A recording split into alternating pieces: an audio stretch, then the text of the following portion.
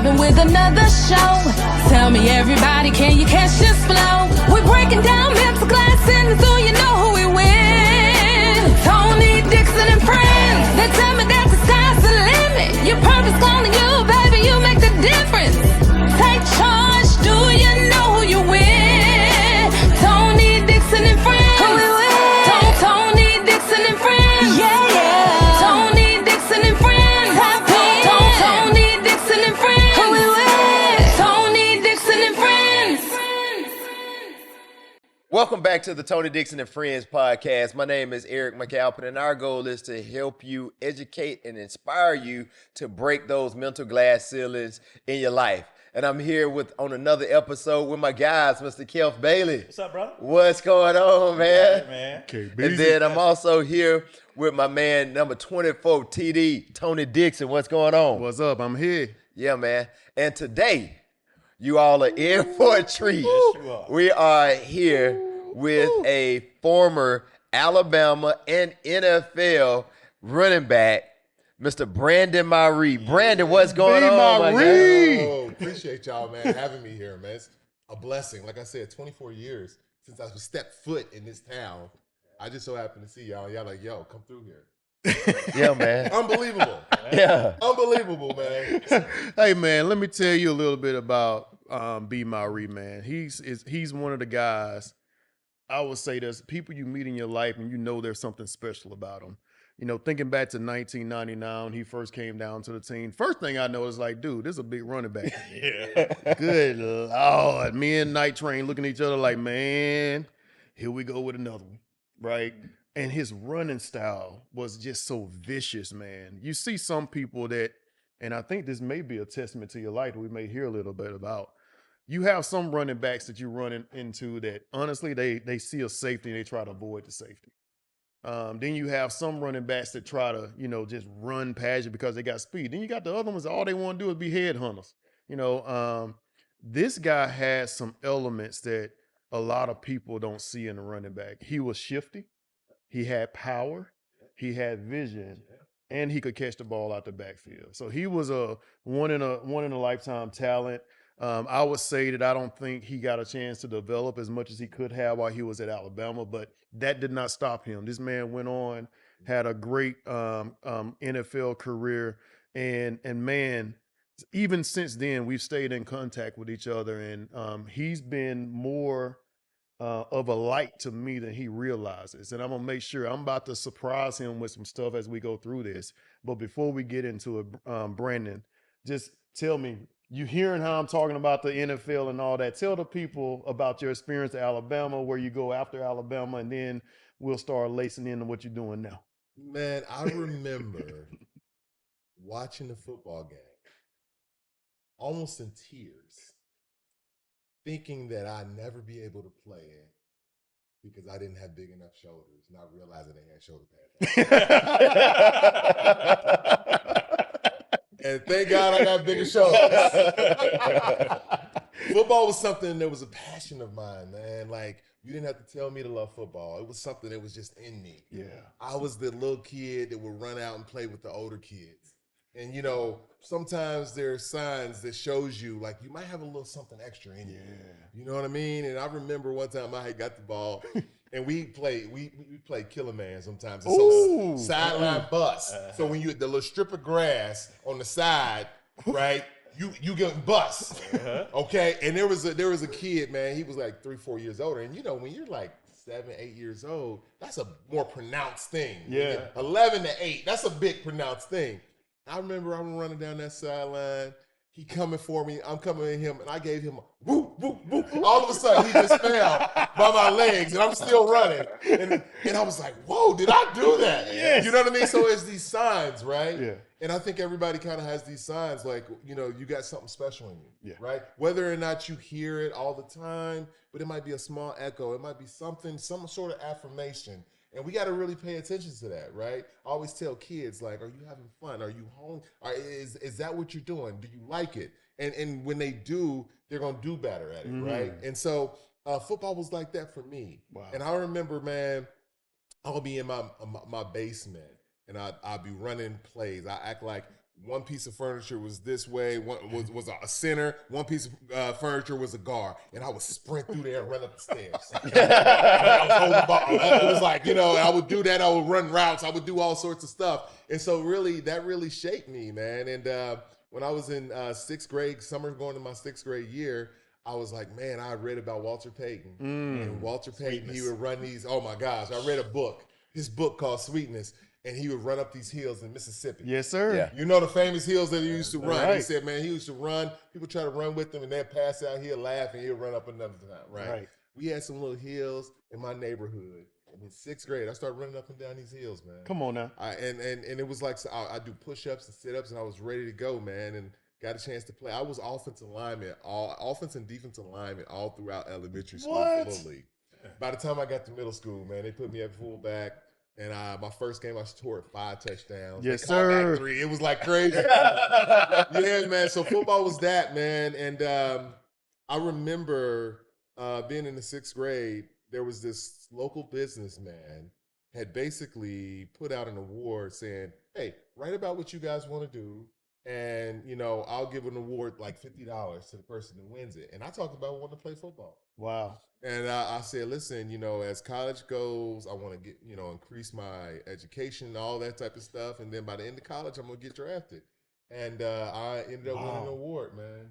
So it was a blessing, man. So football was something that was just innate that I loved.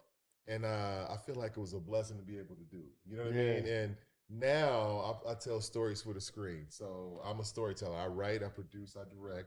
And I want to do that for the next 40 years. And I feel like it's a blessing to go from one passion to another. But it's always been a journey in between. Yeah. And so, so that's kind of what we're talking about is those in-between times, y'all. And so I left Alabama. It was crazy because it was a week of 2001, 9/11. All right, so 9/11, no flights were going on, that whole thing. And it was one of the lowest moments in my entire life. Oh, my God. And I just remember always hearing about all those tales of guys going home and never playing football again. And I did not want to be that guy. And so when I was trying to get to the University of Pittsburgh, I did not want to stop at home because I felt like, if I stop at home, I'd never get there. And, you got to understand that fear of just like stagnancy and just complacement and just not, doing something. It was a real fear for me. And it was something that was like, in my mind, I'm like, I know that's what I don't want out of my life. You know what I mean? So it's almost like when you're going through something, you got to just keep going. Wow. Yeah. Right? And I was thinking about this. I read a book once, and it talked about, it said, imagine you're sitting there, and you're watching an ant look for food. And on that ant's path is a potato chip. But the ant can't see it. So to that ant, that food is its future. But to you, that food is your present. And it's the same thing with like God and you, right? If that ant was to stop and say, you know what? I'm not going to go on this path anymore. I'm going to wait till this person drops some food. It might never, ever get to that potato chip that's waiting for him. So that ant got to keep going and hit a molehill, stop, go around to another one, hit another molehill, stop, go somewhere else to get to that potato chip. So it's like, and part of life is like, you got to keep going, right? You got to keep going. And keep going is different in some ways, right? Because sometimes keep going is like just holding still. I was just talking to a young man last week, and he was like, yo, I'm still trying to figure it out. And I said, man, there's power in stillness. Yes. There's a power in stillness, y'all. You know what I mean? Sometimes you feel like you got to keep, moving around. But sometimes it's a power in just being still and figuring out what's the next move going to be, right? When I left the NFL, I got hurt. I had a pinched nerve. Pinched nerve, yep. And I tell you, I didn't realize it, but I was a little bitter. I didn't watch football for like 10 years. whoa. Come on. Man. Yeah, I didn't watch football for about 10 plus years. And I remember going back to Denver, and I was out somewhere and I saw my old teammates out, and I hid from them. I didn't want them to see me. It's like I felt like I wasn't worthy. Yeah. And I think especially as men, y'all, we tie our value to our productivity. Come on now. And if we feel like we're not being productive, we're not valued. Come on now. And I heard that when you talked about your story, your journey, and it's like when you feel like you ain't producing nothing, because that's our world. Yes. We are producing. That's what we do. We produce in order to feel worth. That's right. And it wasn't until recently where I realized is that I'm worth just as much standing still as I am working. Come on now. You know what I mean? Yeah. And I think that was a real big block for me, because I didn't realize, like, man, I'm just as valuable just sitting here as I am working. You know, because we always feel like we got to do something, and sometimes that's destructive. Yeah. You know, and so we've got a lot to get through as people, as men that are ambitious, you know, that are trying to go somewhere, you know. And I look at a note in this. I remember thinking, like, man, I can't stand to hear the word no.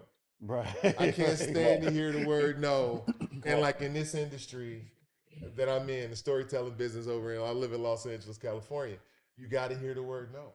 So in order for me to get to where I want to go, I got to be able to get over that. Yeah. You know what I mean? And so life has been an amazing journey of just walking, hitting that molehill, going around, and finally getting a little piece of that potato chip, and getting another piece of that potato chip, and another piece of that potato chip. And I feel like, you know, to this day, you know, I'm still, you know, searching. I'm still, you know, really moving forward. And, you know, I used to be that grind culture. I'm not in that grind culture anymore. I'm more in that flow culture. You know what I mean? And still looking at, like, what aligns. Yeah. Because I think in grind culture, you can burn out, you know, and it can get sour. It can be in a situation where, you know, it's not healthy. Yeah. You know what I'm saying? And you're chasing stuff, and it's like, and so with me, you know, I'm small enough. I have my own production company. I'm small enough to where I can choose to work with people I know, I like, I trust, I respect. And so I feel like, yo, if I got to get into that LA traffic, I want to do it with people I know. People I like. Right. I want to do it with people I trust, you know, because, you know, there's some people that might be soul sapping. Yeah. Soul sucking. You know what I mean? Just being around them. You know, I've been on set sometimes, and it's a dark cloud. You're on set for 12 hours a day, and you got people up here acting like tyrants. And I'm like, there's no way. Hey. You know, and so, but that's all about alignment. That's right. And deciding, like, what you want to do and what you aren't willing to do. Yeah. And I think that's so important, of being not only strategic with your life, but strategic with your energy and the people around you. Yeah, man, that's an interesting point. It's one point I want to bring up, and thank you for sharing all of that, man, because it really ties to what we didn't hear. Where are you originally from? I'm from Cincinnati, baby. I wanted y'all to hear him say it, because every time he say where you from, Cincinnati, baby. Cincinnati, it's always been that way. But man, I love the journey you've been on, and a lot of this stuff. This is my first time hearing, and I think the beauty of this space is we want to put it, you know, allow people to come in and be open to that. But I want to go back to a time where there was an event that you held in Colorado. I don't know how many events you held there, but I do remember getting a random reach out and saying, TD, I want you to come here. And it was in Rocky Mountains on a YMCA camp. That's the Spark, Colorado. Yeah, man. And first time I've been to that area, right? So here I am, and unbeknownst to you, I was in a dark space in my life. So I don't know what made you reach out, but when you were talking about the story of the ant, and all the things that you've overcome and the things that you're actually facing. And even, believe it or not, you just talked about hiding from, we've talked about that already on the episode. So you're like right in the pocket of what we went through as well. But in that moment, you're growing, you're developing, you're becoming that next person. You understood the power of connection. Because one of the things I remember you telling me is like, I'm like, well, B, what am I gonna get out here? It's like, TD, just come, man. It's gonna be some good people. You know, you're gonna make some good connections. Just come, man. Sounds like You know, I get there. It's okay to say who was there? Please. Mama, I get there. I got Q Parker from 112 up in that thing. I get there. There's Algebra, who's arguably one of the best artists that I've ever ran into. So diverse. And there's so many other people, like Devin is there, and it's all these other people. Record execs. Yeah, I didn't even know where I was. So you think about even him talking about the space that he's in today. You heard him say he wants to be around good people. In that moment, what even made you put an event like that together? And even important, if you can remember, what made you invite TD? I know, right? Man, you know, something spoke to me, I guess, man. I had no clue where you were in your life until you told me today. I know.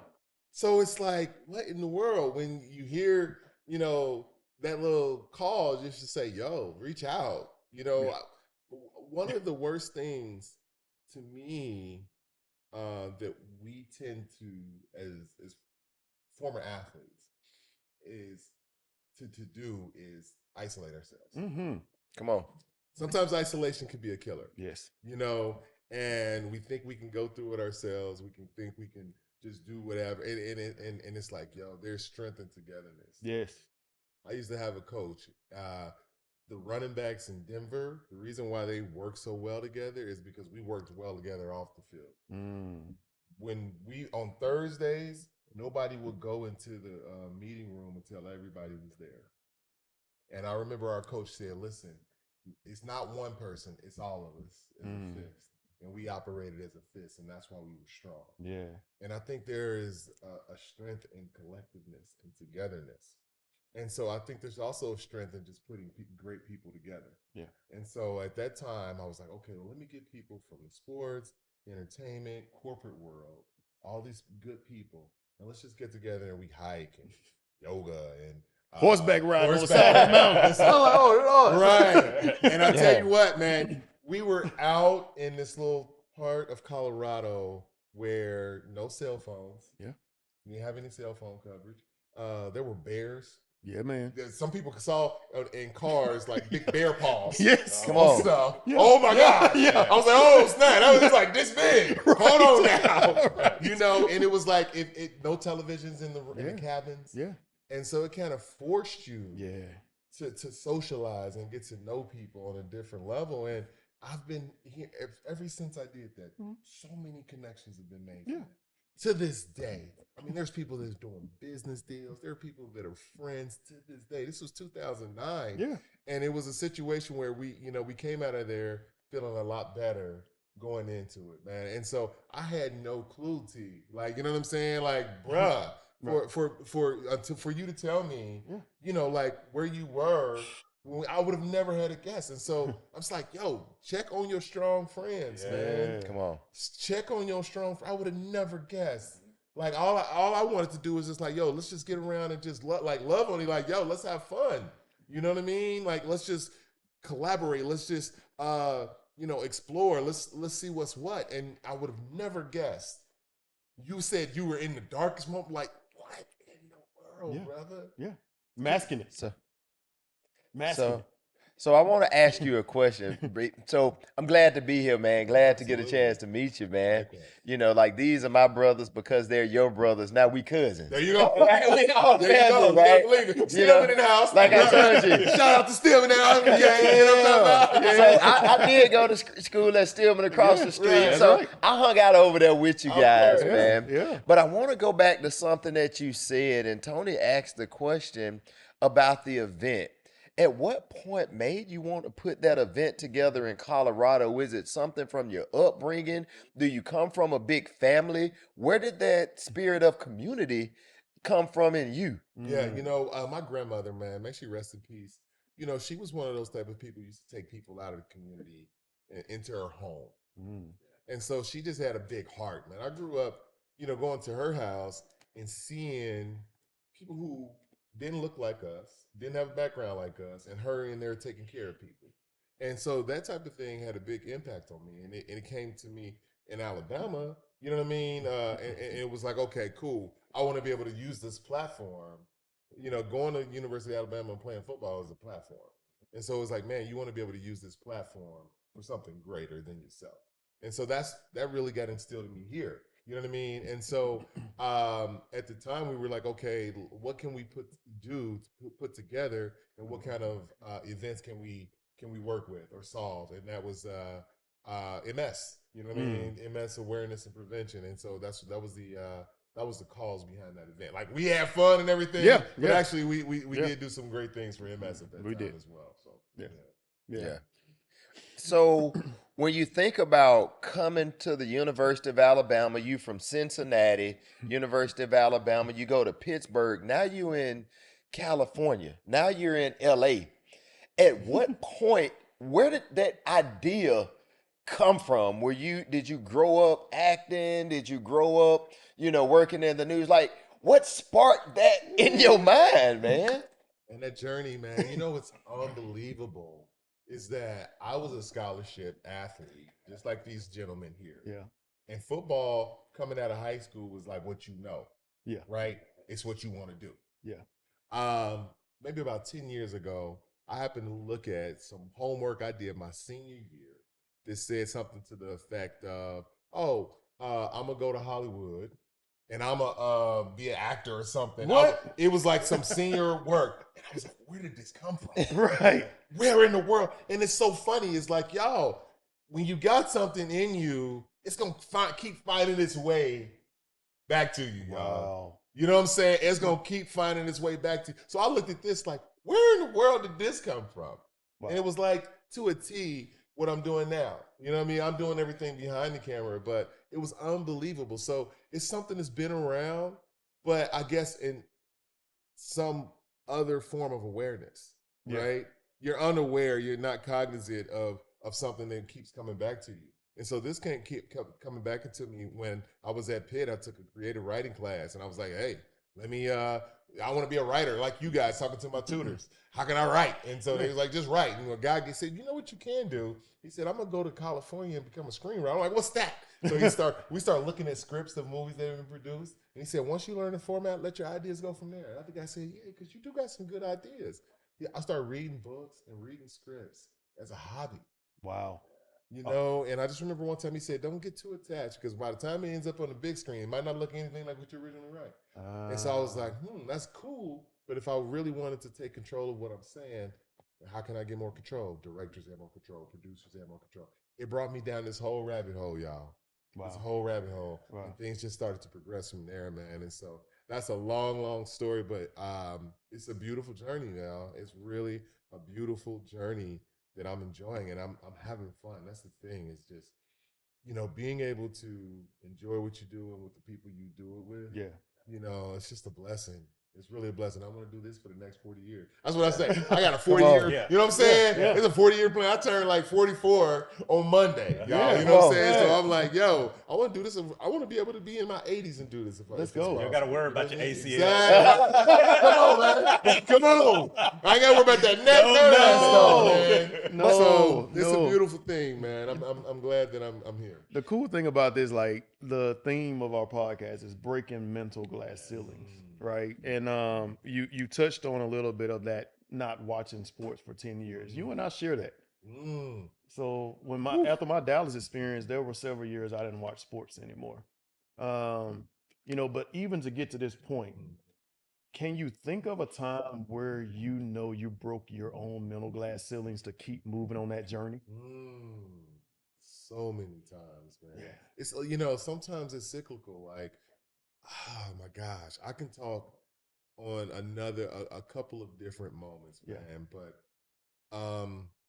one of the things I will say, is that what I'm a big fan of now is counting your small wins. Mm-hmm. Familiarity breeds complacency.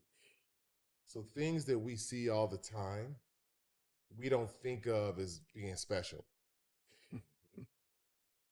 Right? There's things that it is second nature to you, but since it's so familiar to you, you don't think anything about it. Yeah. And so what I try to do is to take that familiarity and practice gratitude and appreciation. That's right. Gratitude, is a very powerful tool. Yeah. That I think we all should really use. On the way here, on the flight, I just pulled out my journal and I just started writing everything I was thinking. Wow. The small things, man, is a reminder, that you're here and you're here for a purpose. Yeah. And so, so those type of things. I remember I was in California and I was working on a friend of a friend's project. They was like, "Oh man, we're gonna be shooting this next week." I said, "Oh man, shoot me the script. Let me take a look at it." He shot me the script. I read it, and I ended up writing a bunch of alt jokes. So like alt jokes is like alternate jokes. Yeah. Right. So I took it and I was like, "Oh man, I like this joint, man. Here's some alt." He said, man, he read it. He was like, "Yo, I used basically all your jokes." That's what he told me. And I was like, "Oh, that's what's up, man." So we're on set, man. And it was like a break in the set. And so I was standing next to a group of actors and they were watching the scene go on. And they were rehearsing the scene. And they were rehearsing the jokes that I had written. Wow. But they didn't know that I wrote the jokes. Wrote them. And it was like cracking up. And I just remember, man, y'all feeling like, "Oh my gosh, yes, yes, Wow. this is it." You know what I'm saying? Like in the face, like it felt like that. You know what I mean? So that was a victory, y'all. Yeah. I carried with me. Yeah. Like knowing, like somebody's laughing at your stuff that you wrote. Yeah. That they had no clue was you. They're sitting there cracking up, not even knowing. I'm sitting here next to them, like, "Yo, that was me." I wouldn't like take her. I'm like, "It was me right there." And that was a small victory. Yeah. That was something small that I just carried with me. It's been, I mean, even to this day, I think about stuff like something like that. Like, yo, and so count the small wins. Yeah. And that small win is a form of gratitude. Gratitude is powerful. Love it. Love it. Yeah. So when you think about counting those small wins, when you think about going out to California, at some point, I'm sure you're probably the first person in your family, in your circle, that took that leap of faith, that took on that opportunity. How did you deal with the haters, naysayers, the antagonizers, and all of the criticism that came? Because I'm sure at some point, somebody probably called your name, "You're crazy, you're a dreamer," right? That you're a dreamer. How did you handle that, man? Yeah, you know what, man? I told my wife, I said, "Listen, we're gonna go to California. I'm gonna tell stories." And I said, "I don't care if anybody says no. Mm. Whoever tells me no, it doesn't matter." And so literally, I was like, okay. I had a friend who told me, when you go, a lot of times when people go to California, they want to get off the ground and go running. And he said, "Listen, take some time to get your living situation together." You know what I mean? And we counted the number of times we moved in probably a 11-month period. We moved like 4 or 5 different times. Wow. And we ended up getting settled. And then probably a year and a half after that, we ended up buying a house in California. Like, wow. You know what I mean? And so we knew our own barometer for success and what it could look like. Right? And it doesn't always have to look outwardly like success. You know what I mean? Mm-hmm. So even if success was a form of stability, success could be a small project that you love to do. Success could be anything that, you feel like, okay, it has a certain value to you, even if it doesn't have value to somebody else out there. And I think that right there is just, it's something that you can use to empower your own mind. I just was watching on IG, there was a guy that said, it's easy to slip into negative thought patterns, but you never slip into positive thought patterns. And so you got to be very intentional to, get yourself into a positive thought pattern. Yes. You know what I mean? But a negative thought pattern, Oh, yeah. oh my gosh. They right here. Right. Right. And I'll tell you what, your mind is the best horror writer. You know what I'm saying? Yeah. You could write the worst things ever in your mind. Yes. Right? And it could be an entire loop where you're telling yourself what, you know what I mean? And so, I really want to be intentional, y'all. Like, that's another thing about my company. I want to be small and deliberate. Yeah. Small and deliberate. Yeah. Like in Jamaica, there's a saying, we lickle but we talawa, right? They say we small but we tough. We mighty. You know what I'm saying? Yeah. And so we gotta kind of have that mentality when we go about doing something, man. You think, and I was talking about this. I was thinking about Jamaica, man. You know how they had dominated us in the Olympics for about a good 8 years. Right. Yeah. 8 to 12 years. And this is little bitty island. Yeah. And we got this big old America. Come on. You know what I'm saying? Right. And they're handing it to us. Do you understand what I'm saying? Yeah. And it was like, yo, we lick but we talawa. Think about that. It's like, yo, there is a quote that says, next time you think you're too small to do something, try sleeping with a mosquito. You know what I mean? Right. It's like, yo, a mosquito will eat you up. Right. You see what I'm saying? You can make a difference, right? And so that's one of the things is like, make that small thing a big difference to you, even if it's not the big difference to somebody else. I love the journey that we've been on. Yeah. You'll see, I want to keep some of the old stuff that I was doing just to show like where we came from. Like I post stuff just so people see the journey of where we're going. Because it's not like when you start seeing all the big stuff and all the accolades and all that. It's about the journey. Yeah. Let's take the small stuff. Now, when we ain't have a clapper, we had a piece of paper and somebody wrote on it. Yeah. You see what I'm saying? Yeah. That's what I want to take. Come on now. Think about the time where it's just a couple of people in here instead of like a dozen people in here. Right. Do you understand what I'm saying? Like, appreciate those moments. You know what I mean? That's what I'm about. Come on, B. Miree. Come on, Cincinnati. Come on. So good, man. Hey, man, we talk about blind spots a lot. A lot, man. And what I hear from you is you have a different level of understanding. Number one, an appreciation for who you are. Like I hear from you that I don't look outwardly to get my internal worth. I hear that, but also hear that you understand your blind spots. Who is feeding into that? And it takes practice, man. It takes practice, y'all. It's so easy to, overlook things, right? Yeah. It is so easy, my wife, she is a really good person for getting me together. Come on now. Get you a sister. I'm telling you, bro.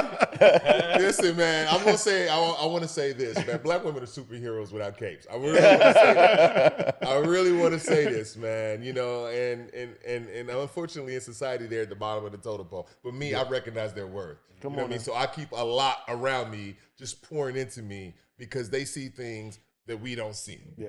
You know what I'm saying? Yeah. And there has been times where I'm like, she'd be like, we'd be sitting there, she'd be getting me all the way together. Come on now. She would dress me all the way up, okay? I'm telling you, like literally. And so, it's funny because so she know I'm like a public person, so she say, okay, we ain't gonna have this conversation in public though. You don't tell nobody what we talking about, okay? But she was like, yo, I done got you together now, let's go. I remember this one time, it was my very first project, and I wrote like some episodes. There was only 4 episodes or something, and the other people on the crew wanted all the episodes. And for some reason, I was like, okay, I only want these 4 episodes. And she was like, hold on, what did you come out here to do? You came out here for that. What are you talking about? Okay. You better do these episodes. Wow. And like 2 weeks later, I had all the rest of the episodes. So it was something like that. Like, how, Barack Obama, your butt was crooked and I'll straighten it up. You know what I mean? Straighten things up. Sometimes you need people around you that you trust that don't have any ulterior motives that are going to just tell you what you need to do. or tell you something about your blind spot. So like this, there was a conversation we had last week. It was a little blind spot. She was like, okay, I'm up here, going off on this and this. She's like, no, we're talking about this. We're talking about this. And she got me together. I was like, okay, I get it. We're going to do that. So yeah, man, that it's a team. I think I look at my marriage as a team. We're a team. Yeah. And I think even though she ain't in the industry, and she's like industry adjacent with me through me, so she'll come out to set and she'll do things like that. But we both have our responsibilities, and we just working together to bring about a good result. Yeah. This is so. I mean, it's. I just gotta share this because I just been over here watching this, and we kind of talked about it earlier at the restaurant in the sense of that we kind of still have this because we hadn't seen each other in 24 years, right? Yeah. So the perspective is 18, 19-year-old kids, and to be able to watch and experience this journey, though. But you go back and you think that there's people that you knew that were unique when they step on campus, right? So if you ask people about Alabama football, you'll hear D'Amico Ryan's name that came up, that they knew that there was something special about him, and we all know where he is today. And so this is so refreshing, man, of knowing that, and you were one of those people that we all knew was unique. Yeah. And to see what that has translated into now, man, this is great. I appreciate you blessing us. Yeah. Likewise. Yeah. What we didn't talk about, and I just want to make sure people understand, how do they keep up with you? How do they see your projects? Do you have anything coming that you want to promote? Man, I got a few things, man. I'm working on a project right now that I'm really excited about. I just had a reading for it. It'll be my first feature. Come on now. Likely. And then I'm also working on a documentary called Who is Tina Graham? Okay. And it's about the godmother of comedy. She had over 210 comics stay on her couch back in the day. Yeah. So after Eddie Murphy was this huge comic, right? Yeah. There was these unknown guys that was working out of a club in Harlem, and she was like their godmother. Yeah. Like somebody like Monique was like, hey, can I book a show? I need to pay a phone bill. Wow. You get her on a show. Mike Epps, those type of people stayed on her couch. And literally, I met her maybe around 2017, and Def Jam was doing their 25-year anniversary. She was a producer on Def Jam, Comic View, Bad Boys of Comedy, all that stuff.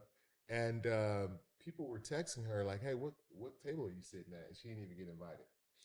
Like, they always overlook the contributions of a sister a lot of times, right? And so I said, you know what? You've done this enough for other people. It's time to do this for other people. It's time to do it for yourself.